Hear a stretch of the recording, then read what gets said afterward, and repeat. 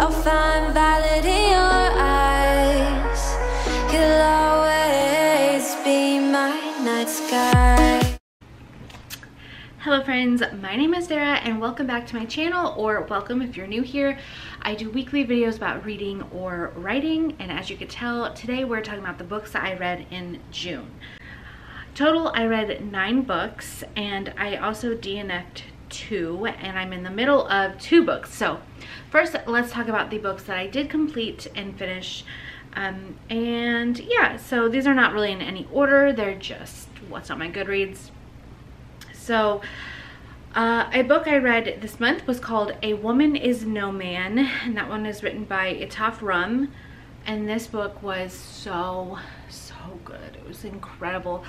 It follows different women, like 3, I can't remember how many characters like we follow, 2 or 3, and they're different generations, they are related or in-laws, and it just painted a picture of what it's like to be a woman in some other countries. For example, over in Middle Eastern Asia, they still believe in women being less than men and being told who to marry. If he's good for you, you stay home, and if you don't give him a son, like, you're worthless, and it's okay for them to go get another woman to bear him a son. And it was not only heartbreaking but just beautiful at the same time, and there was a bit of a mystery element in it, which I thought was really cool.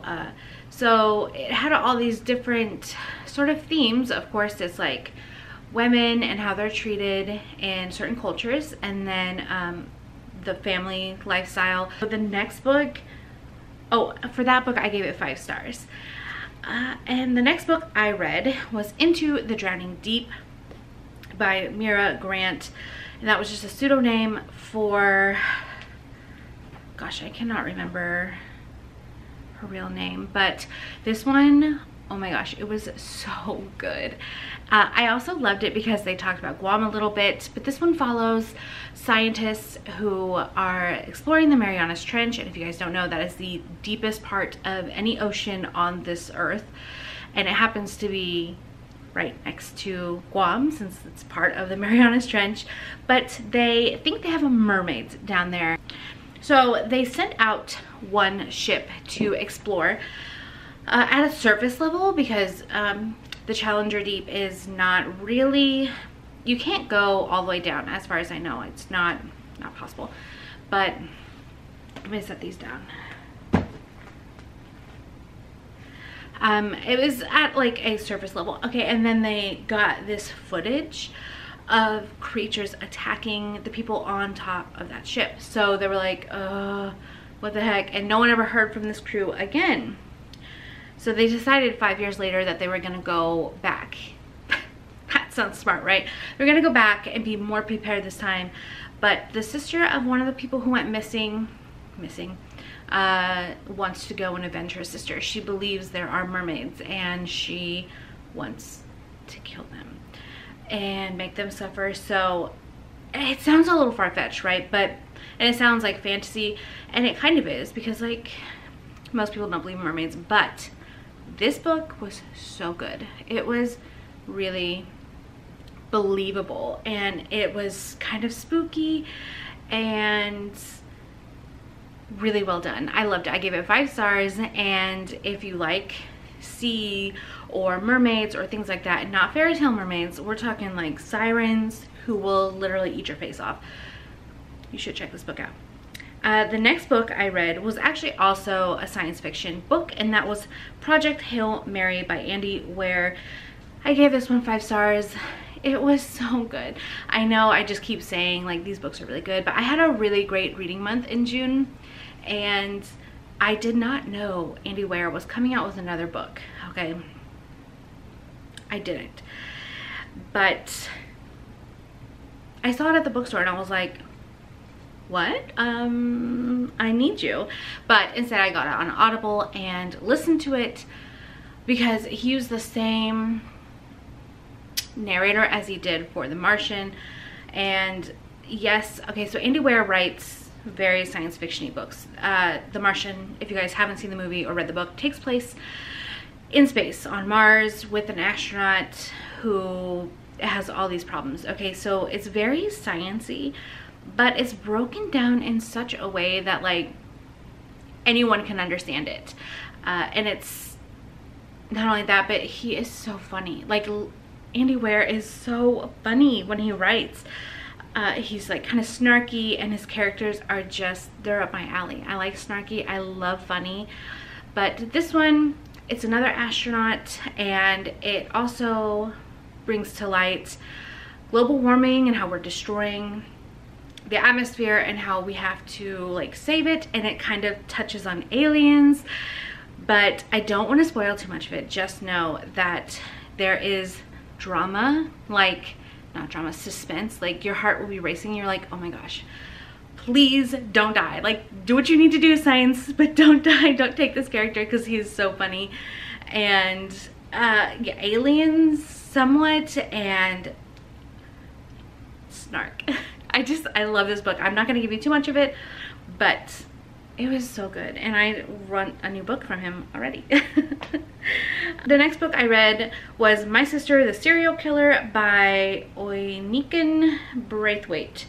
And this one was literally about a sister who's a serial killer. At the first time her sister gets called, she thinks it's an accident. And, you know, she was like, he was trying to hit me, he was trying to kill me, so I had to stab him. And the sister was like, okay, I'll help you clean up the body, you know. The second time, she's like, what's going on? And then the sister, the killer sister, starts getting involved with this girl, or this guy that the helper sister is like not in love with, but interested in. Really, actually, she's pretty much in love with him. She's really infatuated, wants to be with him. And obviously the sister is worried that he'll be killed, but it just follows the drama surrounding murders and how far you will go to protect a loved one or a family loved one. You get what I'm saying? There's a wasp. Wait, no. Oh God, I thought there was a wasp inside my house. The next three are physical copies, which I don't usually have because I'm always checking out from the library and all that stuff, but I've been making it a point to read more from my shelves. So the first book is Fates and Traitors by Jennifer Cheverini, and if you don't know, she is one of my favorite authors. She writes fantastic historical fiction and contemporary books. So a lot of hers, so for instance, her favorite book of mine is Mrs. Grant and Madame Jewel, which follows Ulysses S. Grant and Julia Grant from the Civil War, of course, and their life in the war, and it was incredible. And I love the way she writes historical fiction, but she typically writes from the Union side.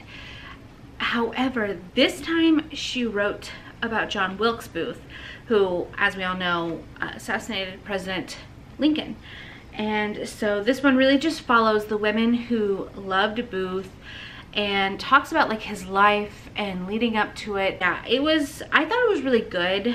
It is definitely historical fiction, but I think it was pretty historically factual. So it was almost like reading or learning about history with conversations thrown in. But I didn't mind it. I actually really enjoyed his mother's section, learning about how they came over from Europe, and like they were just completely shocked, of course, because John Wilkes Booth, even though he came from the North and he was the first generation American out of his family, he was still so pro-South, pro-owning people, pro-slavery. He wanted to keep foreigners out, but really he was born on American soil, but his family was still British. They were from Great Britain. So like they were like, what are you talking about? You know, you're crazy. I think it's really good. It was really interesting, and I would definitely recommend it. I gave it 4 out of 5 stars. I will say my sister and I read this together. Both of them started it, and Missy finished it. She said it was just okay. And the next book was The Paris Wife, and this one was written by Paula McLean, and it follows Ernest Hemingway's wife. Let me rephrase that. Follows his first wife, because Hemingway had multiple wives and was known sort of as a promiscuous kind of guy, but everyone always focuses on Hemingway, rightfully so. He was an amazing author and stuff. However, at the very beginning of his career, he had his wife Hadley, and she, you know, helped support him and get him up to his famous known Hemingway self. So I did really enjoy this. It was full of ups and downs and heartbreak. Like, it was very heartbreaking. It was heartbreaking. That's all I'm gonna say, right? Ups and downs and heartbreak, and even at the end when you thought you were happy, you weren't. Well, you were, but you got sad. And finally, my absolute favorite read of the month is The Four Winds by Kristen Hanna. Now, you guys heard me rave about Kristen Hanna just a few months ago with The Great Alone. And I was like, I am a new fan. I need to read all of them. And I am trying to pace myself and only read like one every couple of months, because if I blow through them, I'm gonna be depressed that I have nothing left of hers to read. But just like The Great Alone, this did not disappoint me. It is a 5-star read. I read it in 2 days, and actually I vlogged it, which is gonna be the next video up on my channel if you guys are interested in seeing my full spoilery, is that even a word? But my full thoughts, including spoilers, like entirely the video is. However, I will summarize it and not spoil it in this video. So this book follows Elsa, mainly Elsa. The book starts in 1921. She is 25, so she is considered like too old to get married, but she catches the attention of Rafe and is somewhat forced into a marriage, but you know, she makes the most of it. But as you guys know, in the 20s, we are leading up to the Great Depression. So at the beginning of the book, things are fine. The economy is okay, everything's fine. And then you skip ahead 13 years and things have gone downhill considerably. But this follows Elsa and her 13-year-old daughter, and they, you know, live in the Texas Panhandle, and it follows them through the Depression and the Dust Bowl. And it's terrible, so terrible there. So Elsa has to decide whether or not it's worth it to stay there, risk her health and her family's health, and endure the Dust Bowls, hoping for rain and hoping things get better, right? Or like many people, they have to pack up and head to California looking for a better life. So if you can't tell, I love this book so much. 5 stars. Missy is actually about to read it on her vacation, and I just know she's gonna love it. We didn't buddy read it because I literally couldn't wait to read it. I've had this book for about 2 months now, and I finally couldn't hold off anymore, and I read it, and I'm so glad I did. But I am very excited to hear what she thinks about this book. But that is all the books that I completed. So I did want to talk about the ones I DNF'd, because this month wasn't that great. It was only 2 DNFs, but that's still kind of a lot for 1 month. The first one I DNF'd is The Secrets We Kept by Laura Prescott, and this one is another World War II book, but I just like could not become emotionally invested in these people. I just couldn't. I was bored out of my mind, and I didn't enjoy it like at all. So I got rid of it. And then if you follow me on Instagram, you will see, where is it? You will have seen a post saying I was starting The Troop by Nick Cutter because I wanted to be scared. I wanted to be grossed out, spooked out, whatever. And I heard The Troop is the book to do that. You know, at my age, we've kind of seen and heard it all. Not a lot scares me in books anymore, so I was like, yeah, let's try it. It was disgusting. I will say that there were moments where it was truly, like it made me want to gag, but otherwise I wasn't scared. So maybe when everyone said disturbing, they meant disturbingly gross. I don't know, but it wasn't good enough to finish. Like my library loan expired because I just found better things to read. That is it. This is a long video, I'm so sorry. That is gonna be it for my June reads. I hope you guys enjoyed this video. If you've read any of these books, let me know what you thought about it. And I will see you guys in my next video, which will be the Four Winds vlog, where I show you all the emotions that Kristen Hannah brings out in me. Whew. Okay, I will see you guys then. Bye.